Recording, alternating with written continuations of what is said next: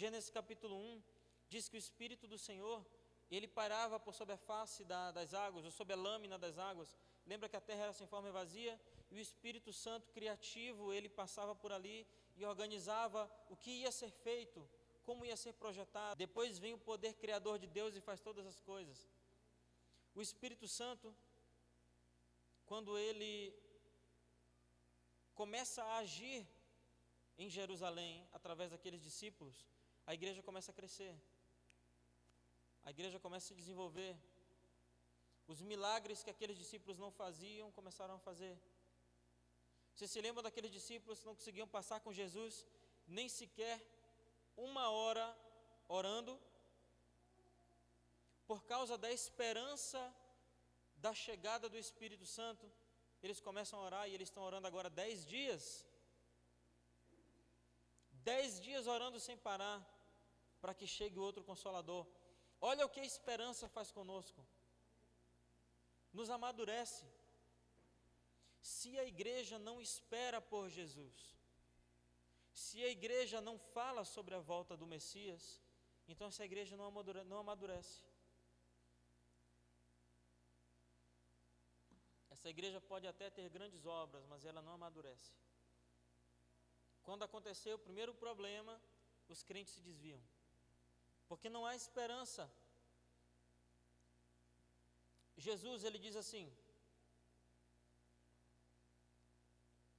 versículo 17: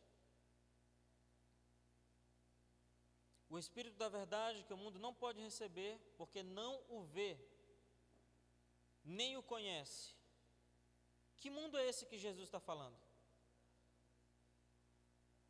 Que mundo é esse? É o mundo que eles viviam, irmãos.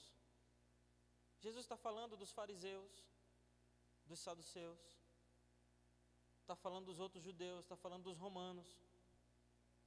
Jesus está falando de toda a sociedade, excluindo aquele grupo que andava com ele. Eram todos eles que Jesus estava falando. Como Jesus pode dizer que esse mundo não o conhece porque não o vê? Ou não recebeu porque não o vê, nem o conhece? Nós também não vemos. Aqueles discípulos também não o viam. Jesus não está falando de ver com os olhos carnais, ele está falando de acreditar que ele existe.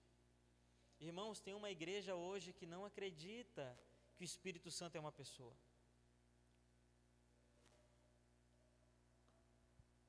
Tem uma igreja que pensa que o Espírito Santo é uma força, é uma capacitação, é um upgrade no crente. Ele é uma pessoa. A promessa da chegada do Espírito Santo, ela se cumpre em Atos capítulo 2, quando o Espírito Santo desce sobre os discípulos e começa a falar em novas línguas. Mas no capítulo 14, Jesus havia soprado o Espírito Santo sobre eles. A diferença é isso que Jesus fala no versículo 17. Ele habita com vocês, mas ele estará em vós. Porque é possível a gente congregar com o Espírito Santo aqui e ele não morar dentro de nós. É possível. É possível que você venha todo domingo para a igreja e o Espírito Santo está aqui. Está andando do teu lado, está no ônibus, está no carro. Ele é onipresente. Mas um lugar ele não habita dentro de você. Você já pensou isso? Que tem um lugar que o onipresente não mora. Pode ser dentro de nós. Jesus, ele está falando para esses discípulos, e quando fala a palavra dar, ele vos dará um outro Consolador, no versículo anterior. Essa palavra é didomi, ela traduzida é dar-se a alguém a quem pertencia, ou voltar. Por isso que eu estou dizendo para vocês que os judeus tinham, mas não acessavam. tinham, mas não viviam com Ele. João, ele traduz a palavra de Jesus com essa. Ele diz que Deus vai enviar o Espírito Santo, que já esteve, mas não está mais. O Espírito Santo que vai voltar. Então ele cria uma segunda esperança de volta, que façam que os discípulos orem 10 dias para a chegada do Espírito Santo, e agora nós aguardamos a volta do Messias Jesus Cristo. Porque nós, irmãos, nós não tivemos que esperar o Espírito Santo, ele já está aqui. Quando nós nos convertemos, ele já estava. Hoje o que nós precisamos fazer é parar de perder tempo e começar a viver com o Espírito Santo.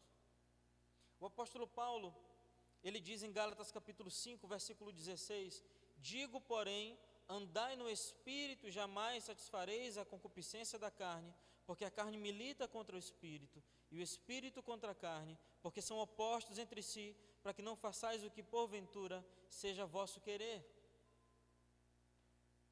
Ele diz no versículo 17: andai no Espírito, jamais satisfareis a concupiscência da carne. Ele está querendo dizer que quem anda no Espírito não satisfaz a vontade da carne. E essa é a fórmula e ponto final. Como você sabe se o Espírito Santo mora em você? Se você satisfaz as obras da carne. É isso. Se você satisfaz a carne, se você vive satisfazendo os seus desejos carnais, teus desejos pecaminosos, então o Espírito Santo não mora dentro de você. Se você tem dificuldade em servi-lo, dificuldade de ser crente, não pode ficar sozinho que peca. O Espírito Santo não mora dentro de você, ele habita com você, mas ele não mora dentro.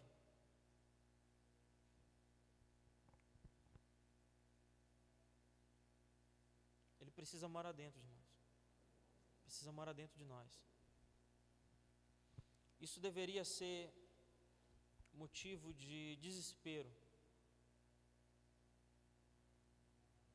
O Espírito Santo não morar, como a igreja vai esperar pela volta de Jesus?